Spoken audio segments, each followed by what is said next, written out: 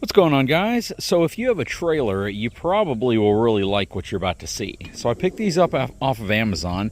These are essentially stake pocket D-rings.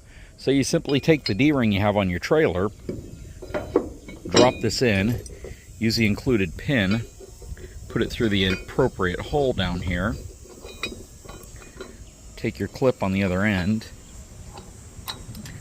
and there you go. So now you have an actual D-ring tied into your stake pocket on the side of your trailer that gives you an additional securement point if you're using straps or hooks. Now, the only thing you'll have to keep in mind is that the diameter on here, being 5/8, may not be able to work with some of your chain hooks. So if you're trying to use chain hooks with these, you may not actually be able to get around this material unless you have a larger hook. But this should work real well with most of your ratchet straps with the hooks on the ends, or even some of your flat hooks. But that's pretty cool. This package came with 6 of them, so now I have 2 over here, 2 right here, and I got 2 more right here. They're pretty dang affordable for what they are. The powder coat on them is pretty poor, to be honest with you. I definitely recommend hitting them with some paint. But overall, they're pretty cool. I mean, I gotta admit, these things will definitely add some utility, and they'll help spare your rub rails finish a little bit if you care about that. I'll put a link in the description.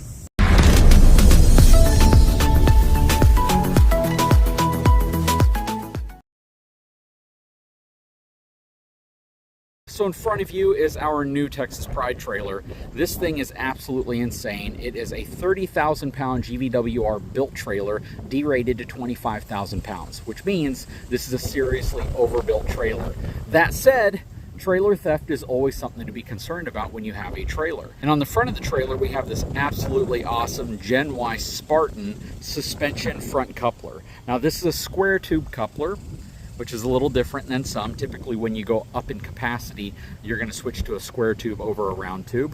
This specific one has a 4,500 pound tongue weight capacity and a 25,000 pound towing capacity, which means the coupler is designed to match the GVWR we D-rated the trailer to, mainly because you don't wanna get overkill in this area if you don't have to, because it's gonna make it difficult for this torsion flex suspension portion to come into play.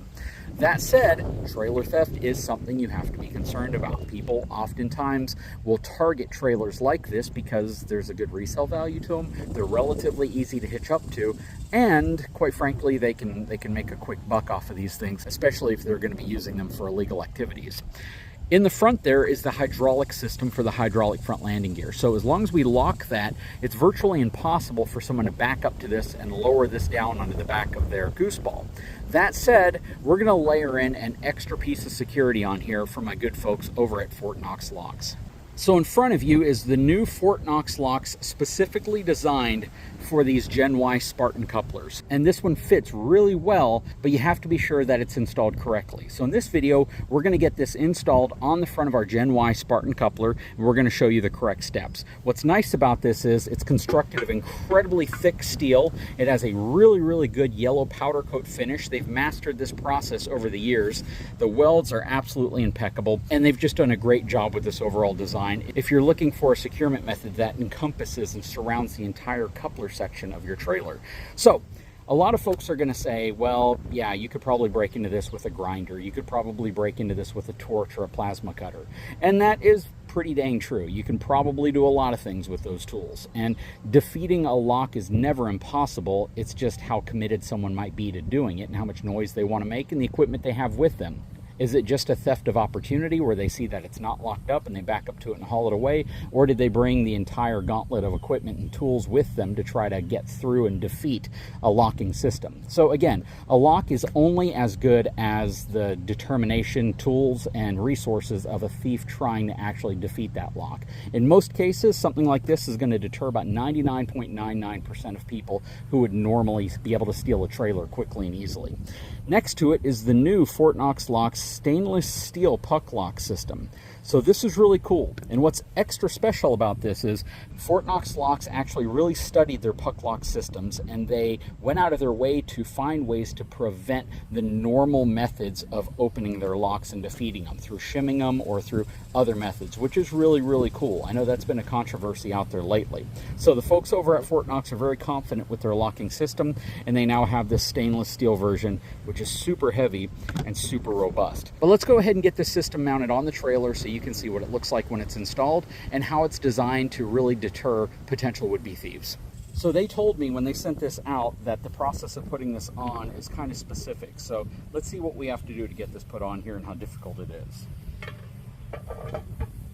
Okay, so I see the locking handle right here kind of interferes with it, but let me close the coupler, see if that helps. Okay, that's not gonna do. Oh, just like that. Okay, well that was easy. Let's see if I can actually open up the lock and put it there as well. Nope, so you have to have the lock in the closed position like that, and then you can simply lift it over the assembly and you're good to go. That was pretty easy. Wasn't difficult. I thought this was going to be like super difficult because they told me that some folks have a hard time kind of figuring out how this works. Yeah, just make sure your coupler's in the locked position and then simply close it over the assembly whenever you are done. It's going to lean forward slightly because it's actually covering up the handle as well. I'm honestly not too worried about it as long as it does what it's designed to do. Okay, so just to kind of do this from the complete start to finish, this is essentially what your lock is typically, or your coupler is typically going to look like when you're ready to couple up again. I just put my thumb in, press up slightly, it's going to close the whole thing. I'm simply going to take this assembly, wrap it around here, hold that shut, and we're done. That's it. That is the entire process of getting this secured with this locking mechanism, and there is absolutely no way to slide this off or maneuver that off. That absolutely would deter, I think, the vast majority of folks trying to get at this thing. That said, what do you think?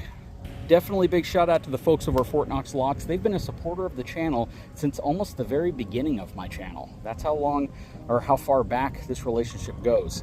Super glad that they're still innovating, they're still in business, and they're still producing fantastic locks and puck systems. But this is a really, really secure design. Bright yellow. It's definitely going to be a deterrent for a lot of folks who look at trailers as easy opportunities. I love how it closes up over the handle assembly as well. Really, really nice, and I love these new stainless steel puck locks. That said, I will throw a link in the description of this video if this is something you're interested in. Hopefully you enjoyed the video. If you haven't had a chance, please take a moment, subscribe to the channel, give me a thumbs up, and we'll talk to you again real soon.